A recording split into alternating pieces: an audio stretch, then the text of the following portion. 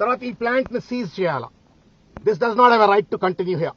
ఇది 1 kilometre ORR 1 kilometre దూరంలో ఉంది. ఏ రకమైన పర్మిషన్లు లేవు. 111 జీవో ఉంది. ఇవన్నీ ఉన్న తర్వాత ఇష్టారాజ్యంగా అట్టసొమ్ము అల్లుడు దానం చేసినట్టుగా ఇవాళ పొంగులేటి శ్రీనివాసరెడ్డి ఇంకెవరో పెద్దలు మొత్తానికి మాత్రం ఇవాళ దోచుక తింటా ఉన్నారు. ఈ యొక్క క్రషర్ ను వెంటనే సీజ్ చేయాలా.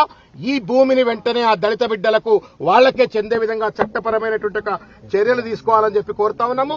అదేవిధంగా దాదాపు 150 నుండి 200 కోట్ల రూపాయల ఫైన్ ఇప్పటి వరకే వీళ్ళు క్రష్ చేసినటువంటి ఒక మెటల్ ద్వారా ఫైన్ ద్వారా కూడా తీసుకోవాల్సిన అవసరం ఉంది అని చెప్పని మాకు ఉన్నటువంటి ఒక స్థూలమైన లెక్కలు చెప్తా ఉన్నాయి.